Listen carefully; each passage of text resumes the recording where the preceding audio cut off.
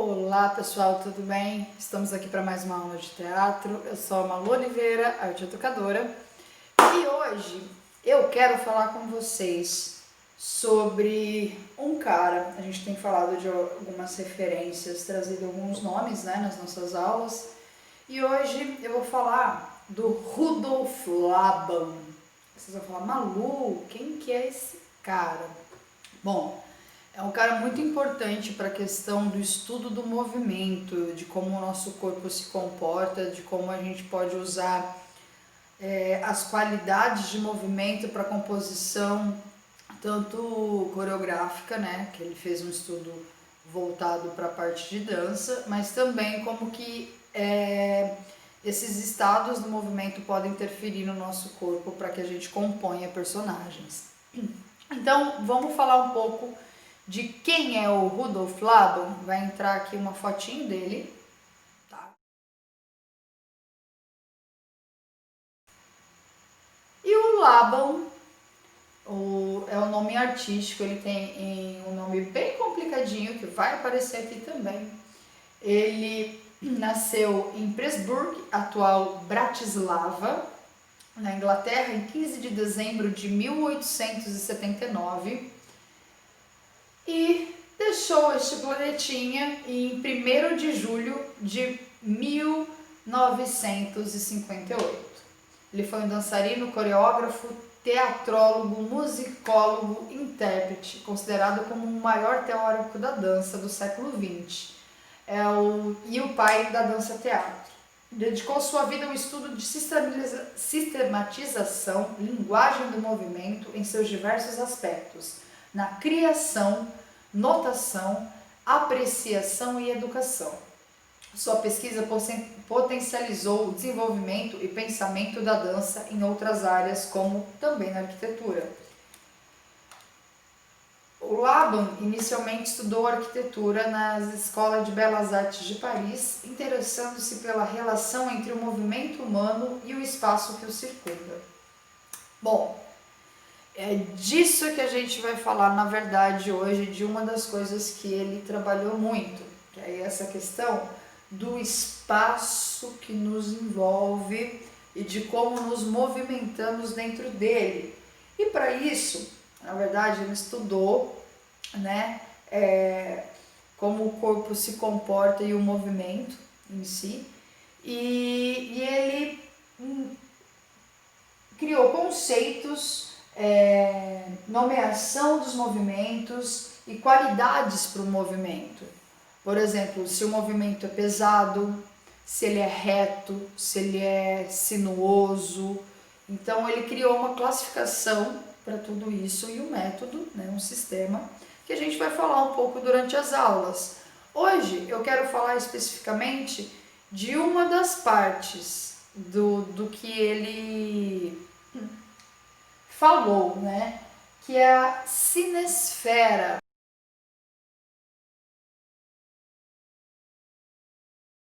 A cinesfera, e o que é isso? Vai falar, Malu, que nome estranho, o que é isso, cinesfera? Cinesfera se refere ao tamanho do movimento, o tamanho do nosso movimento.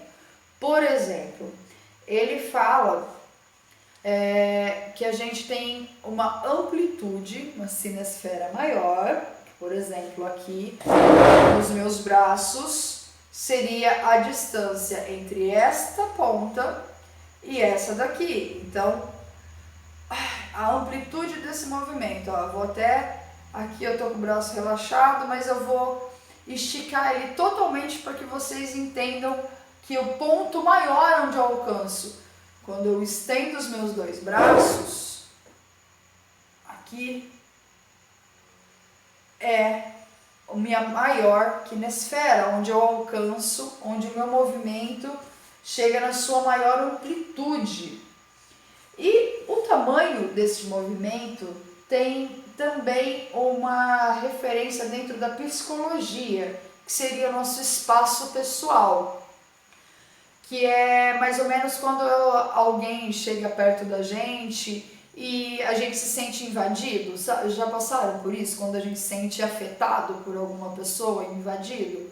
Ela chegou na nossa quinesfera.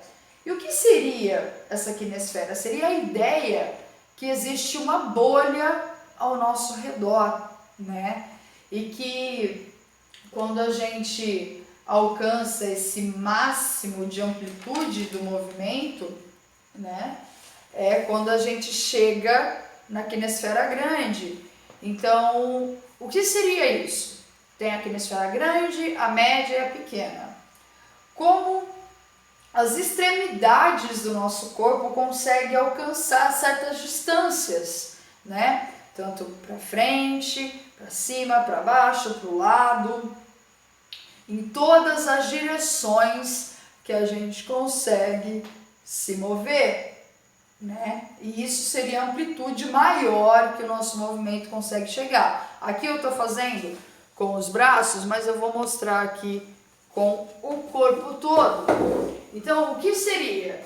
Por exemplo, eu vou pôr numa situação do nosso dia a dia. Se aqui tivesse algo no alto, deixa eu aumentar um pouquinho aqui a câmera, para que a gente consiga movimentar ela aqui. Se eu tivesse que pegar alguma coisa no alto, quando eu me estico, isso eu estou alcançando a minha quinesfera maior, que é a amplitude desse movimento. Deixa eu ver se aqui dá para me ver totalmente. Seria isso. Vamos pôr para o lado, para baixo. E quando eu trabalho também a questão de oposição, ó, meu braço está para um lado, minha perna está para o outro.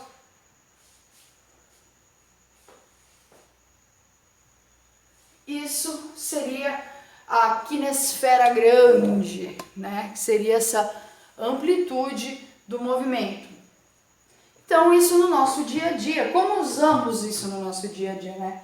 Um exemplo da quinesfera grande foi isso que eu disse, a gente pegar algo que está em cima, né? Ou de repente quando alguma coisa cai e a gente tem a reação no reflexo pegar, então a gente tem uma extensão desse movimento. E aí teria a quinesfera média, que seria mais ou menos o tamanho do nosso antebraço até a nossa mão, que é a maioria dos movimentos que a gente faz. A gente faz a nossa movimentação diária num espaço um pouco mais curto, né? Por exemplo, você vai lavar uma louça.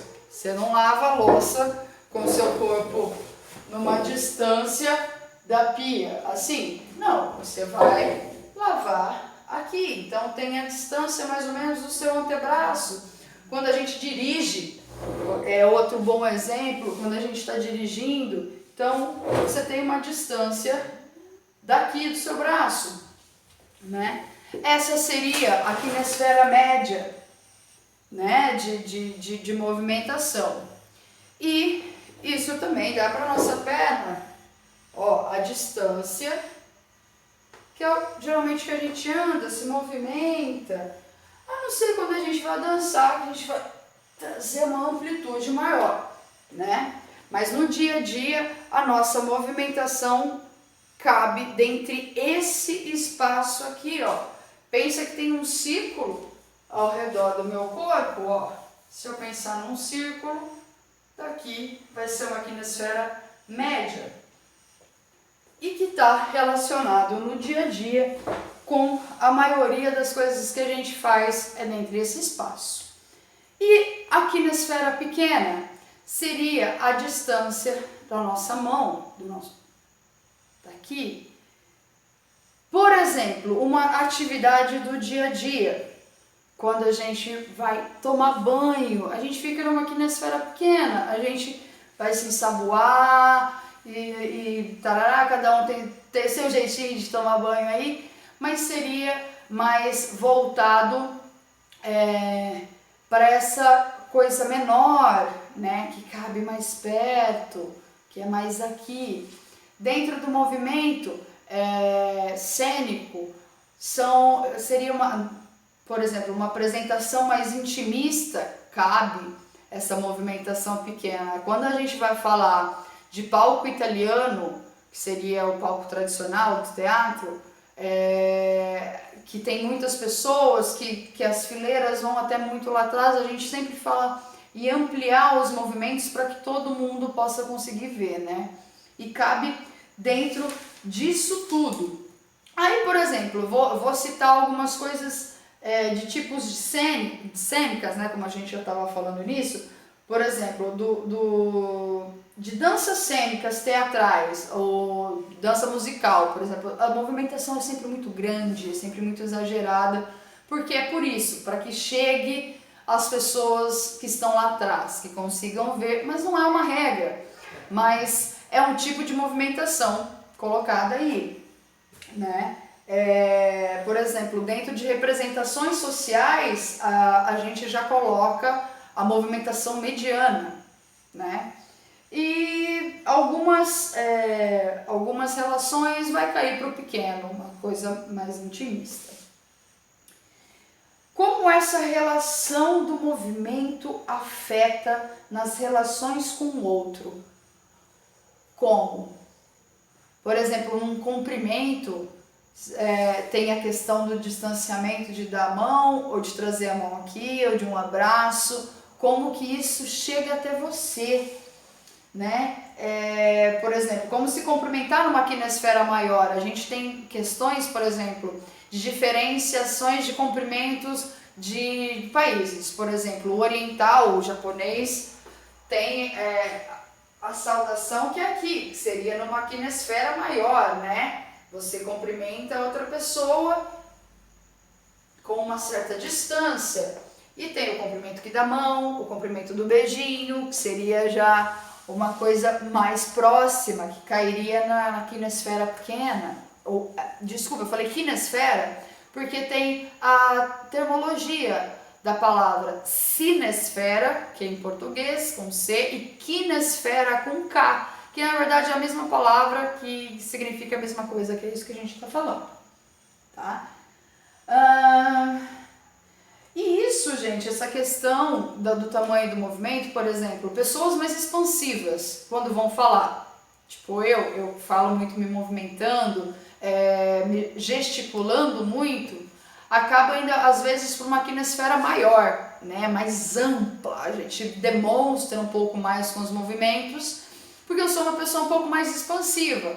Se você pegar uma pessoa um pouco mais tímida, ela vai ter uma conduta corporal um pouco mais próxima de si também, né? Então isso é bacana da gente observar. E eu quero que vocês, inclusive, já vou aproveitar o gancho aqui, que vocês me demonstrem, eu quero fotos de vocês fazendo esses 3 momentos. Aqui na esfera grande, amplitude, pensando quanto maior o movimento, melhor. Aqui na esfera média e aqui na esfera pequena. Eu citei alguns exemplos do nosso dia a dia, mas eu quero saber de vocês como isso é dentro do seu corpo. Então me mostrem, me mandem fotos, me mandem vídeos. Não esqueçam também de curtir e comentar os vídeos, tá bom, pessoal? Continuando aqui, a gente vai agora dentro disso, eu vou usar uma movimentação, vou pôr uma música, fazer uma movimentação coreográfica mostrando essa questão da amplitude, do médio e do pequeno, também variando entre planos, tá? E velocidades, que a gente vai falar também na próxima aula, tá bom? Então vou fazer agora essa demonstração, eu espero o retorno de vocês, e é isso, pessoal. Então até a próxima, um beijo. Pôr a musiquinha aqui.